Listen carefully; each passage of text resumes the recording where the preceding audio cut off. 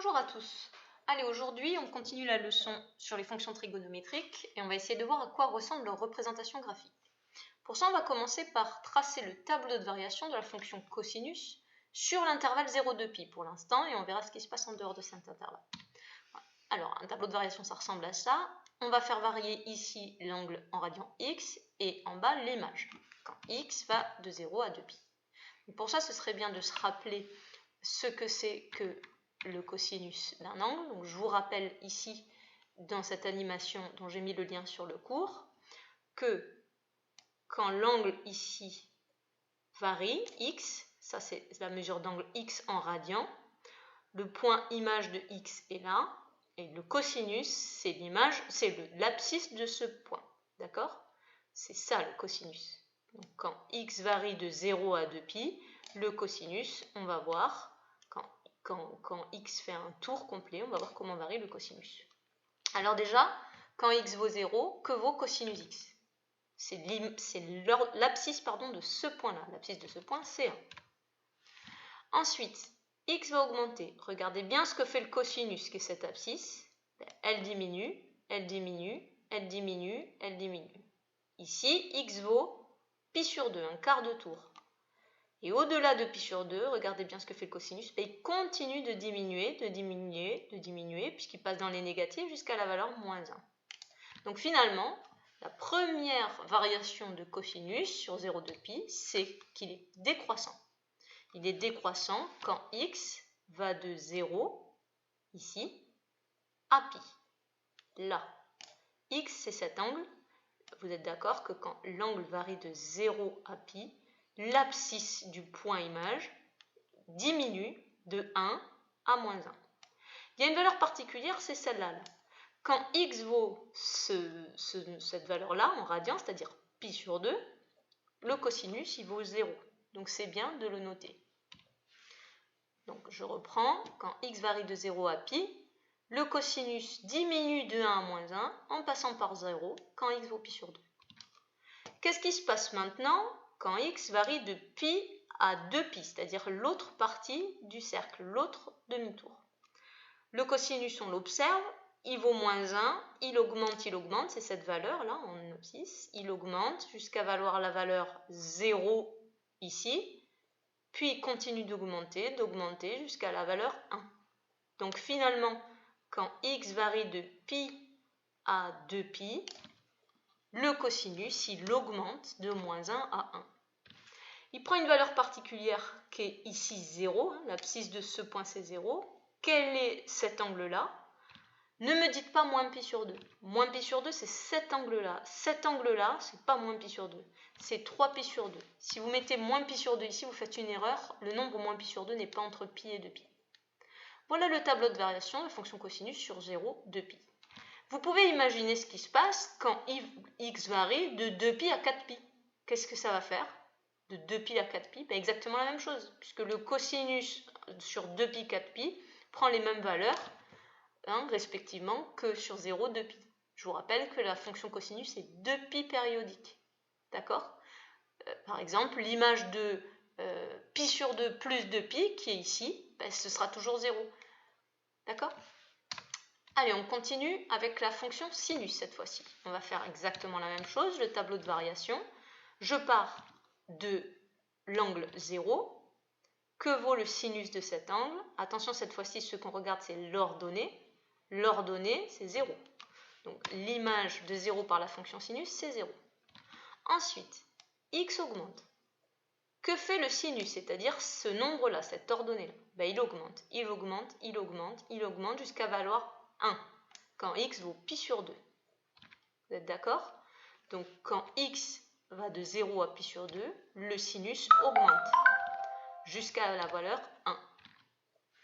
Qu'est-ce qui se passe ensuite? Quand x continue d'augmenter entre pi sur 2 et pi, cette fois-ci, le sinus, lui, qui est cette valeur-là, diminue. Il valait 1, il diminue, jusqu'à valoir la valeur 0, quand x vaut pi.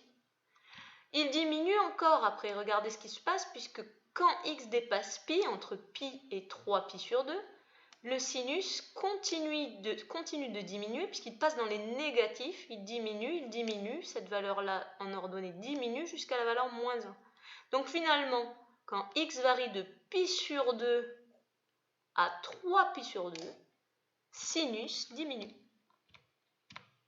jusqu'à atteindre à nouveau la valeur moins 1. Valeur remarquable, quand x passe par la valeur pi, le sinus s'annule à nouveau. Il reste, pour finir le tour, à voir ce que fait le sinus quand x varie de 3 pi sur 2 à pi. Le sinus, il diminue en valeur absolue, cette longueur diminue, mais en valeur réelle, il augmente puisqu'il passe de moins 1 à moins 0,9, moins 0,8, etc., moins 1,5 jusqu'à la valeur à nouveau 0. Vous êtes d'accord? Cette valeur-là, cette ordonnée, passe de moins 1 à 0.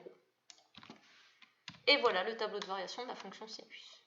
Donc, quand on a bien compris ça, on ne va pas avoir de mal à tracer les représentations graphiques des fonctions sinus et cosinus. Déjà, on va tracer un repère qui ne sera pas forcément un repère orthonormé parce que les valeurs en abscisse sont particulières, ainsi que les valeurs en ordonnée. Les valeurs en abscisse, ça ne sert à rien de prendre un carreau égale 1, puisque nous, ce qui nous intéresse, c'est par exemple l'image de pi, ou de pi sur 2. Donc, je vous conseille plutôt de prendre, par exemple, 4 carreaux égale pi. 2 carreaux égale pi sur 2. Hein? Ça peut être 6 carreaux si vous préférez, mais c'est pas mal, 4 carreaux égale pi. De même, en ordonnée, c'est pas la peine de prendre un carreau égale 1, puisque les images ne vont pas dépasser 1 et ne vont pas être plus petites que moins 1. Vous êtes d'accord? Donc, on peut prendre par exemple 2 carreaux égale 1. C'est pas grave si le repère n'est pas orthonormé. Et on y va. Alors pour ça, on va aller chercher une autre animation, ici, et on va essayer de tracer la fonction cosinus. On va regarder un petit peu ce qui se passe. Donc, on va tracer sur 0 de pi. Alors, quand x vaut 0, le cosinus vaut... Attention, c'est de l'abscisse cette fois-ci qu'on regarde. Cosinus vaut 1. Donc ça veut dire que ça, qui est votre repère à vous, vous avez pi sur 2 ici, vous avez pi ici à 4 carreaux, vous avez 1 là. Premier point de la courbe, l'image de 0, c'est 1, ça fait un premier point ici. On avance un peu, quand x est un peu plus grand, le cosinus diminue. 15 degrés n'est pas une valeur remarquable, par contre 30 degrés, oui. 30 degrés, c'est pi sur 6. Vous vous rappelez que l'image de pi sur 6, c'est racine de 3 sur 2. Allez, on va calculer à la machine racine de 3 sur 2. Ça fait à peu près 0,86. Ça veut dire que quand ici vous êtes à un sixième de pi, donc un tiers de 2 carreaux divisé par 3, vous valez en ordonnée environ 0,9, 0,86. Ça vous fait un deuxième point de la courbe. On continue, 45 degrés, c'est une valeur remarquable, c'est pi sur 4. L'image de pi sur 4, c'est racine de 2 sur 2. Racine de 2 divisé par 2, ça fait environ 0,7. Donc quand vous êtes à 1 carreau, l'ordonnée du point de la courbe est environ 0,7. On continue, 60 degrés, c'est une valeur remarquable. L'image de pi sur 3, donc le tiers de cette distance-là, le tiers de pi, l'image par le cosinus, c'est 1,5. 1,5. On continue, l'image de pi sur 2, c'est 0, vous avez déjà une portion de courbe. Puis le cosinus continue de baisser, l'image de, alors 105 degrés, c'est pas remarquable, 120 degrés, oui. L'image de 120 degrés, qui est 2 pi sur 3, c'est moins 1,5, donc à 2 tiers de pi, vous êtes à moins 1,5. On continue. Vous avez ici racine de... ça, c'était 3 pi sur 4. Donc, moins racine de 2 sur 2, moins 0,7. Et ici, jusqu'à atteindre la valeur moins 1 en pi. Voilà sur 0 pi la courbe de la fonction cosinus. D'accord? Qu'est-ce qui va se passer après? Quasiment la même chose, sauf que la fonction, elle remonte. En effet, elle vaut moins 1, elle remonte progressivement jusqu'à atteindre la valeur 0 en 3 pi sur 2. Vous êtes ici à 6 carreaux. Elle continue d'augmenter jusqu'à atteindre la valeur 1 en 2 pi. Et qu'est-ce qui se passe au-delà? Exactement la même chose. Les valeurs de cosinus entre 0 et 2π sont les valeurs de cosinus entre 2π et 4π. Donc la courbe va se répéter et c'est comme ça qu'on observe graphiquement la 2π périodicité du cosinus. Cette portion de courbe entre 0 et 2π se répète à l'infini. Et elle se répète également dans les négatifs. De moins 2π à 0, la courbe du cosinus, c'est la même. D'accord? On va regarder ce que fait la courbe du sinus cette fois-ci. Donc cette fois-ci, sinus 0, autant que cosinus 0, c'était 1. Donc premier point de la courbe ici. Attention, sinus 0, c'est 0. Premier point de la courbe ici. On avance un petit peu.